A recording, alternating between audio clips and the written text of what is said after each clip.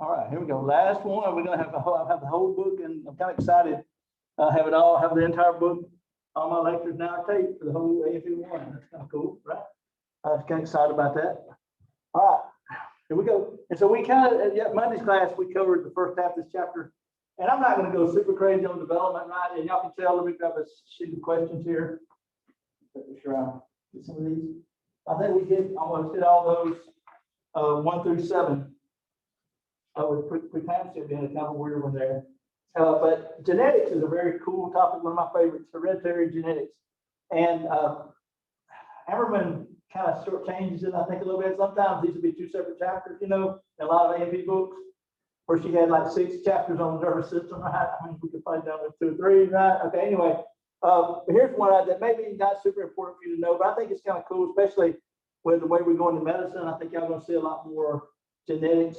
There's a geneticist at most hospitals. So there's actually people that will come in and talk to families about genetics. And I think that's going to be a big thing in the future, is testing for disorders. So just a little background history on hereditary on this. And here's the deal.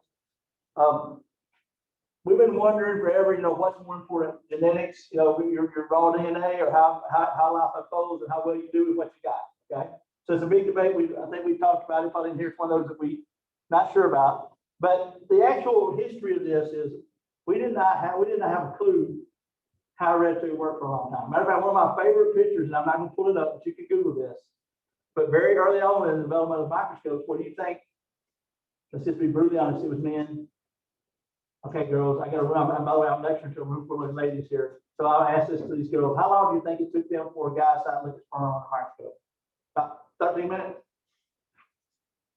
Right? And so they, come on, there's a bunch of guys that looked at pond water, they looked at trees, trees and got the word cell because the compartments are little blocks, that's where we get the word cell, because plant cells look like little places where monks lived in little cubicles in a monastery called a cell. Also where Uncle Billy lives in parchment and gel. Cell, that's where the word cell comes from. So the story goes that Leeuwenhoek is some of the first guys in microscope thought it was some kind of STD that they got, because they looked at it and saw those little swimmers. And then they drew what they saw. And one of the pictures that I've seen in the book has a sperm with a little baby crawled up in it, a complete mature baby. So they thought all people from Adam and Eve were in Adam's scrotum, and he just passed that down through men, because women did not have any power then. Women couldn't vote, women couldn't own property. So it would be offensive to the men at that time to think women had anything to do with baby, other than being an easy bake oven. Come on, I'm with you. I'm shaking my head. I'm with you. But just imagine that their thought was, like, everybody done canned biscuits, right? Pop that Pillsbury, you got 8 minutes, or what's it, 13 minutes, you got biscuits, right? So they thought you put that sperm in a woman's oven for uterus, and 9 months later you got a baby. And that's what they thought for a long time. And then around the 1800s, people started noticing that, well, an ugly woman or ugly female cow had ugly female had kids that looked like her. You know what I'm saying? So women did something, had some part in it. And we come along around the 1850s, the idea was it was all blending. And this is one of the reasons why the royal families like to marry first cousins and stuff, right? Their family tree is like it loops back together, and that's good if you're trying to make a Kentucky Derby winning, horse race, right? A lot of that's inbreeding. Anybody got dogs? I got some dogs. I had 2 registered wiener dogs, and kind of find out they were third cousins after I did looked at their family history. So I was doing a little inbreeding myself, right? And they have a lot of problems, right? I had allergies, they were sickly dogs, some of these are. So inbreeding can lead to problems, right? I just got to say one thing, royal family. Okay, just watch that. That's much crazy, right? Okay, yeah, I'm just saying, go watch the TV shows, right? But around the 1860s, there was an Australian monk. That's not Austria, but Australia, the country in Europe. And his name was Gregory Mendel. And he decided to try to figure out the roots of hereditary. And he just didn't think blending was what's going on. Okay, he just thought that there had to be more than that. And what's really cool about this is he did these experiments, and he needed somebody to use, right? So you cannot do forced human breedings. That didn't go very well for Hitler, right? Okay, so we don't do experiments on humans. So he used the garden pea, like butter beans and peas, so P-E-A. And he noticed that in peas that there were some dominant traits, like most peas have a well, they both have green leaves or whatever, right? And he noticed that every once in a while, though, there'd be a pea that would have a white leaf. And that's weird, you know. And he noticed that most of them are tall, normal size peas, but every once in a while he get a dwarf. And so he started working in his garden and he started breeding these, and he was obsessed with breeding peas. And he ended up, if he had a white pea pop up, he put them in a separate garden where he only had white peas. And over time, he created like 8 different, what he called true breeding strands of peas. Now he had dwarf peas, and he bred dwarf peas. I always got dwarf peas. Okay. He had the white leaf ones. I always got white leaf. And he called those true breeding. And then he set up this classic experiment. Here's what he did. It's kind of cool. He had the, and what we do this. He used capital letters to represent dominant traits and lowercase to represent recessive traits, because he assumed that purple, excuse me, not green, excuse me, purple leaves was dominant over white leaf. Okay, so he used big P. He put a big P. I'm sorry. So he would use. Can't believe I forgot that purple. Okay, so big P would be purple, and he noticed that big P was a purple, right? And little p, and I'm going to draw a line through the lowercase so we don't get confused. That was the white gene or white allele or white trait. He didn't. Now the words gene and allele that I just used wasn't even in the language yet, right? So he called them traits. We call them now, genes. Okay. And so what he did then is his classic experiment was he took some purple peas and bred them to white peas, and he called their children F1 generation. Now, according to blending, which was the common theory of the time, what should that all come out? I even tried to wear I was worried I even picked this color for y'all today, right? My little stripes are what? Kind of, they're not blue, they're kind of lavender, right? Kind of like your shirt, y'all, my 2 ladies' shirts here, kind of gray, right? So the baby should have come all out what? Kind of gray or lavender, right? If blending was the deal, right? Okay, if you're beautiful and your husband's ugly, the kid's gonna be average, right? You know, it's just work with me here, people. Everybody came out purple. Now he looked at 8 other traits, and he did that with 8 other traits, like dwarf, and we're talking about the dude was obsessed.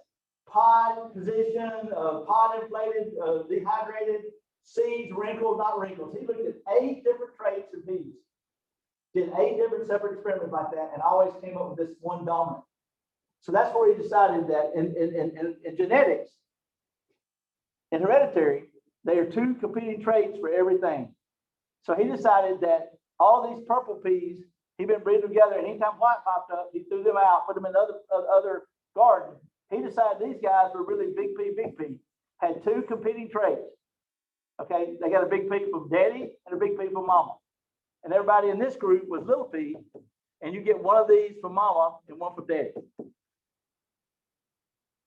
That is one of the greatest discoveries in the history of mankind. Because that is the key to hereditary that we now know, right? That when you get married, or maybe, I mean, trying to make it PG-13, but let's just say you decide to get married, have a baby, right? You guys and you girls are going to marry some guy or get a sperm donor minimum, hopefully married. You know what I'm saying? And half of your children's chromosomes, we now know that we have 46 chromosomes. Every sperm has 23. Every egg has 23. If things go wrong, there are errors that can happen. We'll talk about that. You know, we've already talked about that, right? Or meiosis, where you can have chromosome numbers different, right? But a normal child, so half of your DNA comes from your mother and half from your daddy. And of all these, we now know there are about 70,000 genes in the human genome. So there's 70,000 competing traits, one from mom, one from dad, and they come together to make you. That's pretty freaking cool, right? And so that discovery in the 1860s is found to be true today. Okay, is the basic rules of hereditary. And until he discovered this, nobody really knew how babies were formed. And we had the, we had the all babies are low immature sperm, which was already been disproved, right? Because women obviously contribute the child, to this concept that all children are half mother and half dad on the chromosome. And then all these children right here, if that's true, now let me give a little quick follow-up here too. This is so cool to understand that. Because I really have enjoyed y'all this semester, really have. We got some really bright people in here. I want to be a bit surprised that some of the people in this room or some of y'all in the Monday class end up doing something really great in your life. Really making a real contribution to science. Or doing it. Some of y'all can go to St. Jude and Maybe you can find some cure for some cancer, right? I mean, y'all capable of doing that, right? But it takes a lot of hard work and effort, right? But let me give you a little piece of advice for old fat man. If you have a great idea, write it down, get it notarized, and get it published. Okay? Because a great idea ain't nothing if we know somebody else, everybody else can see it, and maybe somebody can apply it and get something out of it, right? And so what he did was he did these experiments. He did a lot more than this. He looked at 2 traits at once. He did several more experiments. But he wrote this all up, and he wrote it and published it in this obscure magazine, like European Monk Gardener's Monthly magazine. Some little, I think maybe a little gardening or a little mathematics magazine, because he did a lot of math in this. A lot of math. He loved math. His passion was gardening and math. And he died unknown. His grave is, we know where his grave is in Europe. You go put a flower on it, right? Or you can put a pea plant on it, right? I'm sure people like to bring a pea plant put on his grave. He died unknown, unfamous, nothing. And then about the same time, Darwin's theory of evolution came out. They were both alive at the same time. And when this thing came out, it shook the whole world up, man. I mean, he got thrown out of the Catholic Church. They wouldn't even give him a Catholic burial. Okay. I dates you off here, but basically the theory of evolution says that survival of the fittest, right? That those who have the better genes to give the population a better chance of surviving, then their genes will be the ones that make it to the next generation. And nobody can explain that until they stumble upon this and look in the libraries, right? Because this shows how evolution can work, right? Because that trait, and I'll do another one. Let me do a little fun scenario here, one that we can relate to, because I think the key thing may not work for you. But let me give you one here. A really bad scenario, but I've been using this couple years. We have a big factory down here across from Captain D's, been closed about 10 years. It's Chromecraft. We used to make high-end furniture, like office furniture for real, big money. Actually, Captain Kirk's chair and Star Trek was made here in Sandovia at that factory. The one that Captain Kirk stood in on, that was Captain Kirk's chair. It was made his Chromecraft chair. Okay, it's been closed. But let's pretend that all pixie sticks in the world are made here. Everybody know what pixie sticks are? The little straws with powder in them, right? It's really hard to get that powder down in there. You have to have somebody blow it down in it who can curl their tongue. So you put the straw in your mouth and blow the powder down in there, so lick it and seal it off. I made that part of it. Let's just go with that. Just pretend that's the thing. What if we go out here and count the number of people and take count who can curl it? And by the way, curling your tongue is one trait, it's one gene. Okay, so if you can curl your tongue, you're big C, or your big C, little c. If you can't curl your tongue, you're little c. Now, statistically, we probably have a room of 25 people in here. We'd have 1 or 2 people can't curl their tongue. Does anybody here not curl their tongue? Now, this is a random thing, right? But there's not many genes in our body. Traits are just one gene. This is one of them. Everybody do that? Now, y'all got your mask on. I'm not going to make you take your tongue out here. But can anybody of y'all not curl it? It's okay. Some people just cannot. They won't curl. Then they would be what? Little c. And so let's just pretend that we went out here and found that Tate County's population of little C's was 10% of the population. Big C is 90% of the population. So of all the C alleles, tongue curling alleles in Tate County, 90% of them are thou shalt curl thy tongue. 1% or 10%, excuse me, 10% would be thou shalt not curl thy tongue. If the only place in the world where we needed a job for people to curl their tongue, what would the population of Sandovia be in 20 years, 100 years? Be a lot of tongue curls, move Sandovia, get a job at Big Stick Plant, right? So if we did that, if that was 2021, and we come back 2051, 30 years later, that population would probably be something like this. The big C's would be, actually, I just go this way, would be like 0.99, and the not show curl would be 0.01. And in that case, if that happened, what happened to Tate County? A cuss word happened. We evolved. Evolution occurred. Evolution is change in allele frequency over time. So populations change over time, right? We're living longer, we're getting taller, right? I mean, we are evolving. Okay, populations evolve. But anyway, evolution would have happened. And that's probably more detail you need to know about that. But isn't that kind of cool? But I just thought that was fun with the tongue curling. That is one that works this way. Most of our traits don't work that way. If it was, it'd be a lot simpler. We probably wouldn't have to have emission scores, right? Because think about it. What if intelligence was like this? Which it's not. You'd have what? Big C, little c, and little c. So I'm going to go out on a limb and call genius idiots is dominant and everybody else is average. Okay? So idiots, Forrest Gump, me and you, geniuses. So if you ain't this, you can't go be a doctor or nurse, right? maybe we take a few of these for nurses, right? But these guys, we send them to, like, some other skill, right? Where they, hold that sign on the road, just slow down and turn fast the option. It's a job. Someday we may be able to test people in intelligence and from the womb. I'm trying to lay some seeds here, and that could get real scary, right? You might be denied a job someday because you don't have the DNA to do it. And I hope we don't get to that, but that worries me. All right, so back to our story. So that was a big deal. So everybody had the dominant trait. He did that in all 8 traits, right? All 8 things he looked at, right? And then his next experiment was he bred these F1s to each other, right? To see what was born. And the weirdest thing happened. Now I'm going to show you that after he died and this was discovered, another scientist came up with a thing called and this is in your book, a Punnett square. It's a way to look at these problems without having to write it out mathematically, okay? So I'm going to do a Punnett square for this. You build a grid like this, and you put everything these parents had. Now, what do you think there are? He said he thought since these were big P, and these were little p, all these should be what? They should be big P, little p. We have a term for that. If you have one of each trait, a dominant recessive, you're said to be heterozygote. If you have two dominant, you're a homozygous dominant or homozygous recessive if you have 2 lower cases. Okay, so if you bring these together, you just take each parent and put them on each side of the grid like this.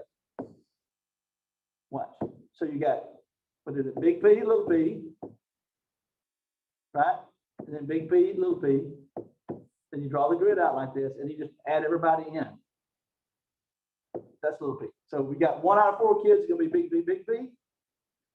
1 out of 4 big P, little p. That's a little p. Then you got big P, little p here. Then you got little p, little p.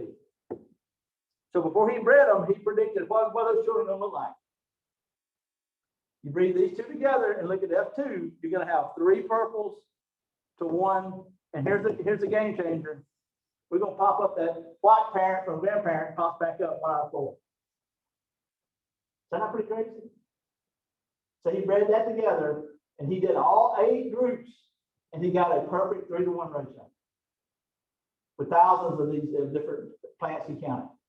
That wasn't exactly 3-to-1, but it'd be like, 900, what I'm trying to do the math here. I'm trying to think here, it'd be like 400 to 225, whatever. The math worked out 3-to-1. I can't do my math right. So 300 to 100, it might be 300 to 101, right? Something like that. You follow me? But the ratios work. And in mathematics, we can do statistical probability, and that statistical probability proved he was right. That's what was going on. And so for all of our competing traits, you have 2 competing traits, right? One from mom, one from dad, and you can use one of those 3 things, either homozygous dominant, homozygous recessive, or heterozygote for every trait. Okay. Let's look at an example. Let's do one. Let me show you an example of this that y'all might can relate to. Okay, let me just erase the whole thing here. Okay, so here's a really bad disease called sickle cell anemia. Y'all heard of this, right? Some of y'all probably got family members that have the gene. And I think there's some confusion here because a lot of people who have sickle cell trait. And so here's how that works. The gene for hemoglobin, you could, got the eraser still on, hang on. You could have a normal gene, and that would be a normal person without a bad gene at all. Or you could be a 1 sickle cell gene, and that's what we call a sickle cell trait. And these people usually have a normal lifespan, but they may have a little bit of trouble long distance running or jogging, or they can have a little bit of oxygen carrying capacity problem. But this person has a very tough life. If you get 2 of those genes, if you're homozygous recessive for this trait, then your life expectancy is probably 50 or less. Okay. In my 30 years here, I've had 1 young lady that had this. So it's pretty rare, okay, to have double sickle cell. She was 18. She said she probably spent 3 years of her life in the hospital. She said when she wakes up, she has a headache because her red blood cells are sickle shaped and they can't go through her capillary beds. So she has headaches and she has kidney, every organ trouble because she can't go through the glomerulus of the kidneys, right? Can't go through everything. So she has real possibility of having a pretty short life. And the treatment we have with this now, St. Jude's actually one of the leading research areas of this, and the treatment is a bone marrow transplant. So they take you and put you in a bubble in a quarantine room. They kill all your bone marrow and they reseed you with somebody's bone marrow that don't have that disease. And if you live through that, then you're cured. Now your sperm and eggs still have it, but you don't have it. The only problem is we kill about 5% of people who have that procedure time. So we get it up to around 97, 98% survival rate, and that's why we just don't do everybody, because there's still that danger. And y'all have family, we've heard people having, that's another treatment for cancer, right? For blood cancers, and that can go bad real quick. And I do this because I actually did this in class one time, and a young lady changed my life. One of my favorite moments teaching ever. And I can do this same thing works for this. And now look, I'm not picking on groups. This is more common in African Americans. It's about 1 in 20 or 30 African Americans are carriers of this. So pretty good chance, somebody, if you're African American, there's a good chance somebody in your family has it, right? Or at least the carrier. We can pick on, not picking on anybody, but we see one like in the white community for hemophilia, but I'm thinking more like what's the one, the lung disease, cystic fibrosis, which is a European white. It's more found in white folks. Okay, it's very similar, a little bit rarer than this one. But watch this. This is what happened in class one day. So I was showing this, and I did the Punnett square for this, and it was really, and I tried to show. I want you to get the point. But I was saying, okay, so if you are let's say 1 in 30 people, think about this. 1 in 30 people are a carrier, and you go out tonight and meet that person, fall in love with them, and y'all get married and have kids. Look at this. Normal sickle cell. 1 in 4 is normal. No sickle cell gene. 1 in 4 is a carrier. 1 in 4 is a carrier, and 1 out of 4 kids has a disease. And the woman started crying. And I didn't say anything I thought was ugly or inappropriate. And so I said, "What's up?" And she said, "Can I tell the class?" And she said, "Thank you for doing that." I said, "Sure, well, my God, I just think this is kind of cool." And you can take the S out and make it cystic fibrosis if you know, because how many of y'all, anybody know anybody with cystic fibrosis? I do. I don't have anybody kidding me, but I know some people. I know friends. I've had friends lose their brother, sister to this, right? I know a girl that was dying. Yeah. So it does hit home, okay? And she said, I'm married, and this one was like 30-year-old lady. She said, and I have a child that has this. And he was having some trouble doing, they called it, he was having some respiratory problems. And the doctor we went to was so arrogant, he didn't take the time to show me this. And she said exactly what I would do. I wouldn't have a kid for $1 million if I was a carrier. If I had my wife over carrier for this, or cystic fibrosis, or anything like that, right? And there's probably 100 diseases that are one gene, one trait. There's no way I'd have a kid. I'd adopt. She said, I had another child, and my baby has this, and he is in big trouble. And that really struck me, because we can make a difference in people's life by just showing them the math. If I teach them the science, right? I guarantee you, everybody in her family saw this. She drew this for them, right? And so, if you're a carrier for something, right? I think y'all's children, or y'all may very well go to a club one night, and I see this beautiful woman up front here, and I say, "Hey, could I buy you a drink?" And you just pick your phone up. Just do this. I'll put this phone together. No, we really shouldn't. We're both carriers. I love you. Have a nice day. Drinks on me. But we really don't need to fall in love and have kids, right? We would have 1 in 4 chance of her. That's a valuable thing to know, right? We have that technology to do that, right? Because really, I mean, if you just see somebody out dancing, that's lust, right? But probably love takes a little bit longer to work, right? Okay, you know what I'm saying? That's all. But you know what I'm saying? We don't want to, probably not a good idea for us to have kids. And we want to take that 1 in 4 chance. Or even this would be very, I think this would be very tough as a child, right? To find out you had that. I mean, that would be a burden, to know you got some genes, okay? And my wife's family had some real bad reproductive problems. She's the only woman in her family that can make it past 50 with her ovaries. Seriously. And so we paid like our part was like $500, but it was like a $5,000 genetic test to see if she had this really bad gene that causes ovarian cancer. And she didn't. So we have a lot of tests out there you can do for some of these genetic diseases, right? And so hopefully, and here's the thing, it's crazy. I'm not saying people shouldn't have kids, right? Half of these people's sperm and egg is what? Normal. So we probably have the technology where that couple could what? have in vitro and how to make sure the egg and sperm is the 1 in 4, or the half the sperm and half the egg are normal. Right? So I'm not even saying, I'm not ever going to be part of a country that says you can't have kids, right? But I mean, but we could do a national plan for that one, right? Where we test everybody and we would give them 1 or 2 kids, we'd pay for with federal money. I have a problem paying for 20 kids, I think, when y'all, but I would be willing to pay some of my taxpayers' money before we could have everybody tested and we'd do in vitro for these people. 1 generation, disease is gone. Then we'd have to worry about that no more.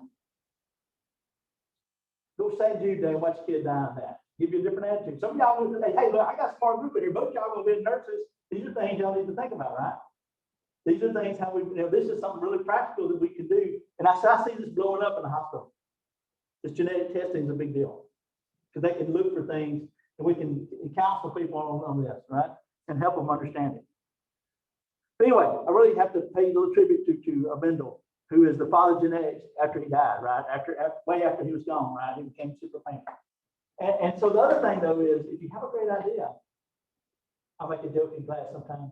Call me and tell me, and we'll go get it notarized. Notice I said we. So I'll get 10 or 20% of your fortune.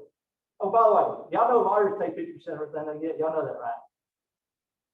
So my brother's a lawyer. So when you see all these lawyer commercials and they say it's free, oh, it's free because they get half of what you get. So if you killed, knocked up in a car wreck, eating out of straw and get $5 million, they get 2.5 of it. That's a little high. But anyway, I'm just saying, but that's the standard rate for all work. Pretty crazy. Anyway, so genes then are a sequence of DNA on a chromosome that code for a particular protein or a particular, and thereby a particular trait. Okay, and so this is how that gets passed down. Pretty cool. There are 3.2 billion nucleotides. There are 20,000 genes now, and 3.2 billion nucleotides. I think I said 70,000. The number keeps going down. So there's only 20,000 genes in our genome, but those 20,000 are on those 23 pairs. Okay. We already said homologous is to the homologous is the 23 pairs, and so with meiosis we separated those 23 pairs. Remember, in meiosis 1, so each cell got one of the 23 pairs. There are 22 autosomes, and the last pair is sex chromosomes, and they're actually numbered by the size.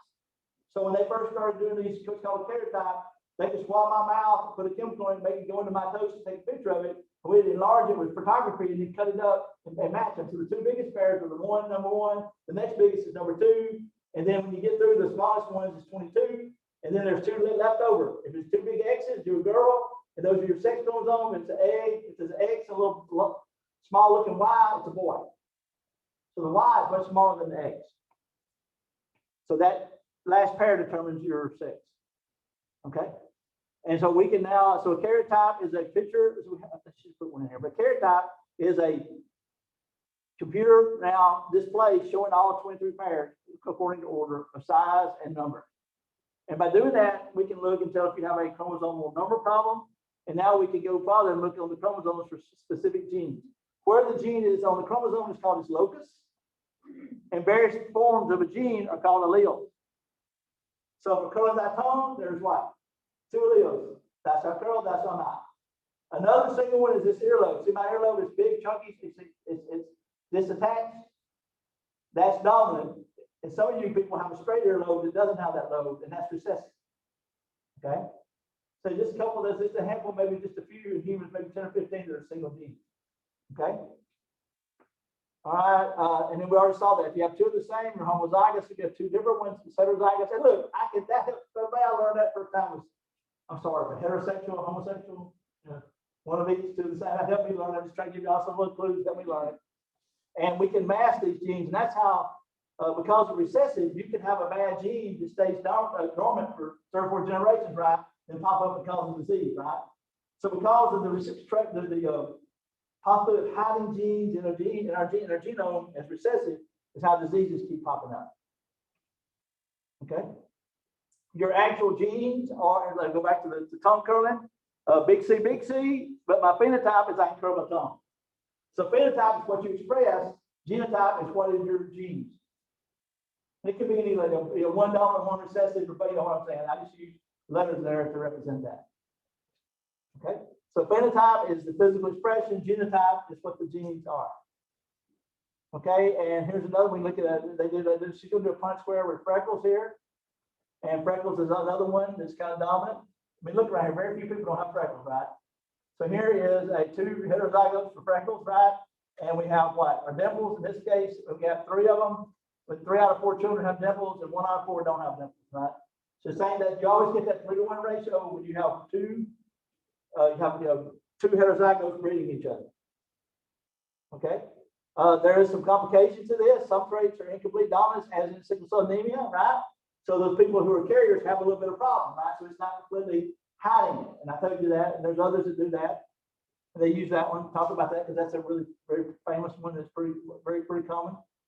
Okay, and here's a Punnett square. I just threw that on the board. As soon as I forgot that was coming up. And here's 2 heterozygotes, like we just talked about. We both were carriers, right? 1 in 4 have the disease. 2 of our children are carriers, and 1 normal. So that's why it never can get out of the population, right? Because you keep having children, half the kids are carriers, and 1 out of 4 have the disease.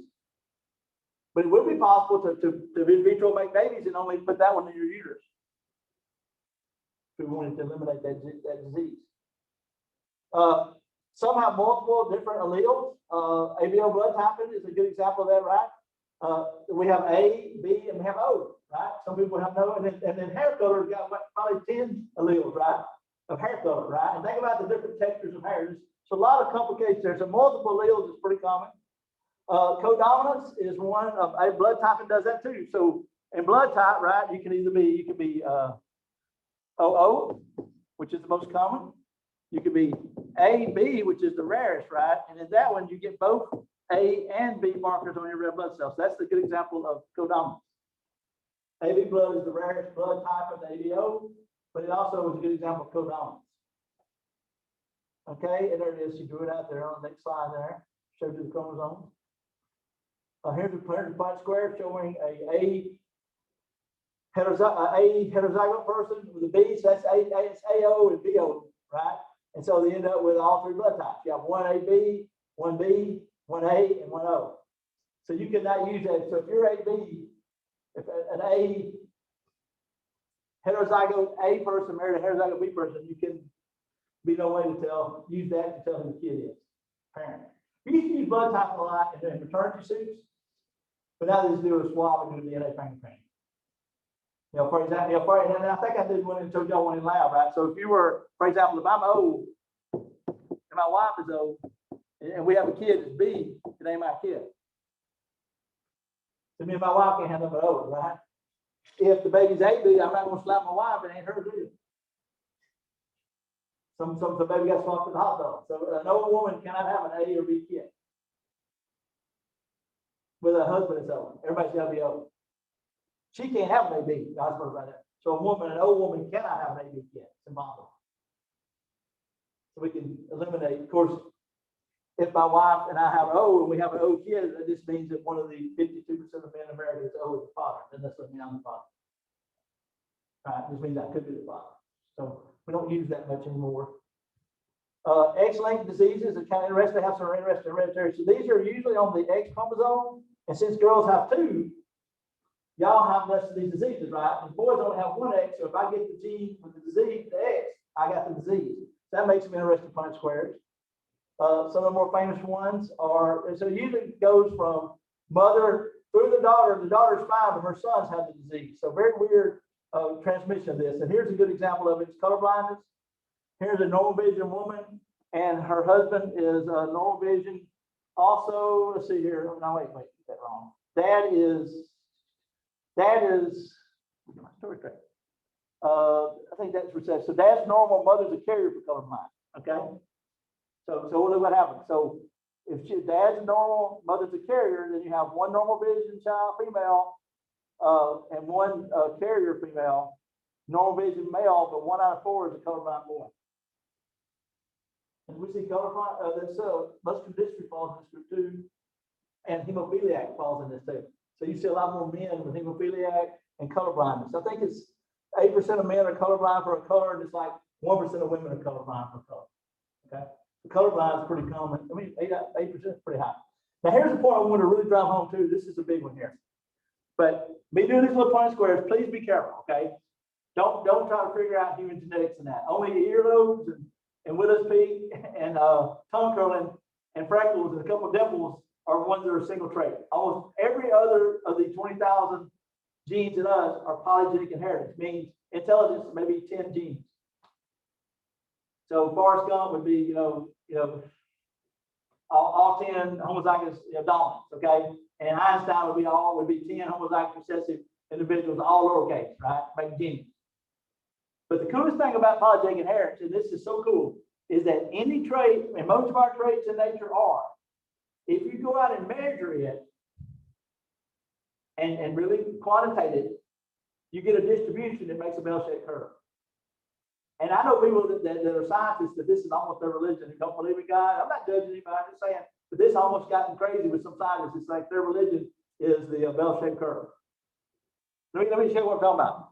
And they had a picture in the book. I don't think it's in this one. I don't think they showed it here. But here's one. Here's a pretty cool one of showing height.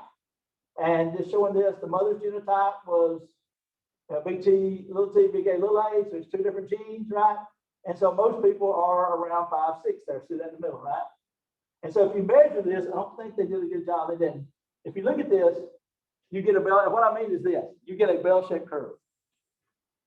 And there's a picture in the book we used to teach out of.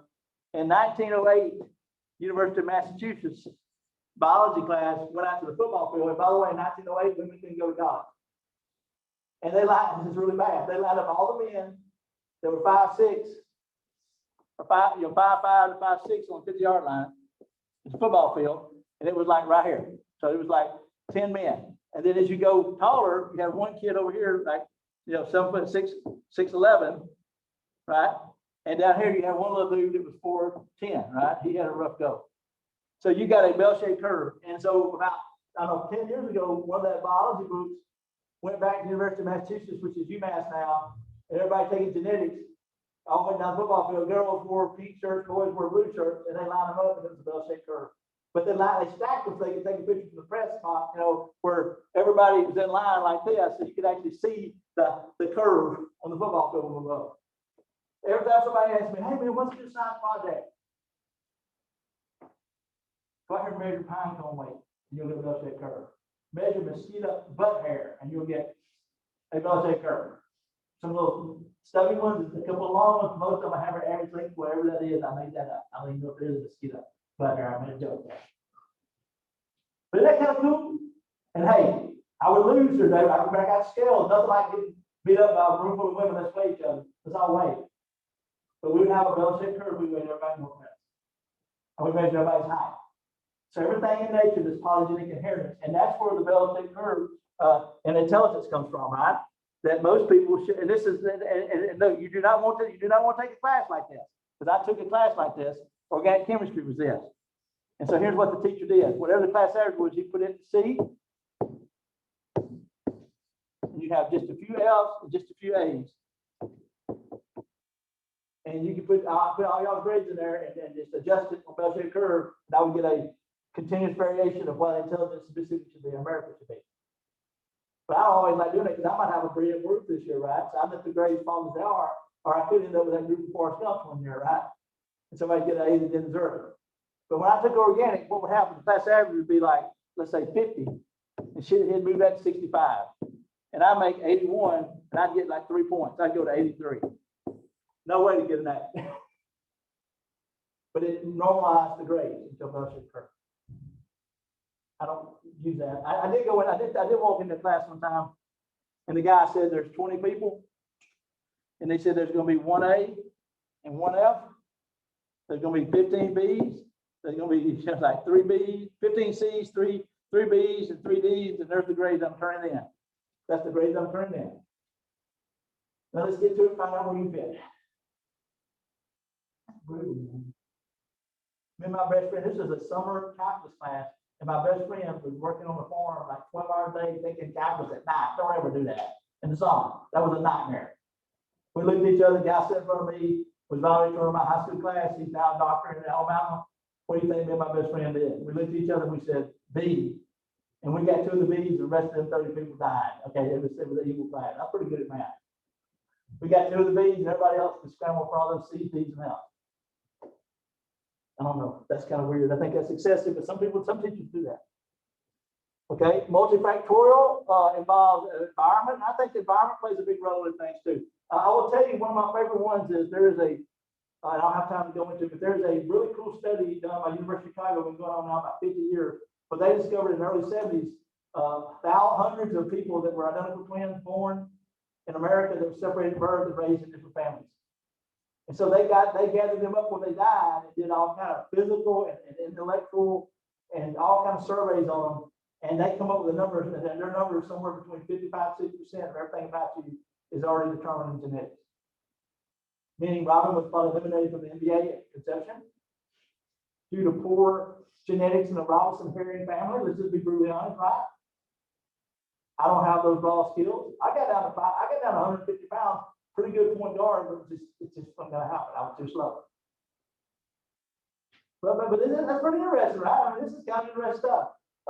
And so that's worth looking at. So I think genetics has a big role into it. But I always say this, and I mean this, and somebody takes it the wrong way. But my heroes are not necessarily basketball players, nothing against basketball or football players. But I actually made a man cry one time at a funeral. I hadn't seen him in 20 years. But growing up, one of my heroes, this guy was a welder. And I watched him weld all my tractors together when they break. And I'm hauling 5 tons of solids behind a tractor. If that weld breaks, I'm dead. And I thought, whatever you do in your profession, just be the best at what you're doing. Just try to be the best. And if you're the best toilet repairman in America, I bet you're pretty wealthy and pretty successful, right? So just whatever you end up doing, just try to do your best. And I think you'll be quite successful, okay? And I have seen only a few people in my lifetime use all their genetics. I mean, it really give me 100, give me 100% laid on line in their class, right? And I've been very proud of some of that. Different things we can do amniocentesis and we can get a copy of the DNA and check for over 100 genetic diseases. We can also take chorion villus sampling out of the mother's chorion, and we can do a genetic testing.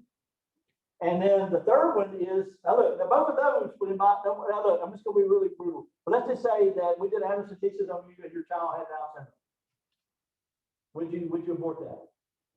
Huge one. Well, I got one worse than that. We've got triple 13 or triple 18. That is a death sentence. No one's made it past 5 years for that. And the kids are very, very, very painful for them. Now, my doctor friend, I told you my best friend, the doctor, he would never do an abortion. He's against abortion. He's very pro-life. And he has told me he would abort his own child if his wife had a triple 13, triple 18 kid. It is worse than that. Okay, they give you morphine to give the kids morphine so they'll sleep at night, so they go down and you can get some sleep. And I had some friends of mine in Gary Rescue who had a child with that, and they handed it to the baby, said, take it home, your baby will die within a year. God bless y'all, we're sorry, here's a bill for $5,000 for the hospital bill. Baby lived 4 months and died. So I'm not necessarily I'm not a big proponent of abortion, but there is a place for it, right? A tubal ligation, a tubal pregnancy has to be aborted, the mother can die. So here's my $1 million question. We can do genetic testing, right? If the kids don't have the genes I want, we can do an abortion right now in America, right? Or the third one is we can take sperm and egg from you and your husband and get the best egg out of her and your husband's best sperm and make the perfect child y'all can make, right? And so go to church on Sunday because we didn't kill no babies, right? We just used the DNA that the husband and wife had. And as a company, that's going to be doing that real soon. They're already doing it up in Chicago. This ain't going to be at the food spout place. This is going to be very expensive stuff, right? So we can make the perfect child that you and your husband and your wife can make. And not kill him, just kill a few sperm and egg, which is not perfect. And then we can all go to church on Sunday and not feel guilty. All right, y'all have a good one, guys. That's certainly interesting stuff, right? Back to the future is scary in some of that. Guys, I've enjoyed y'all. Thank y'all for putting up with me this year. Really do.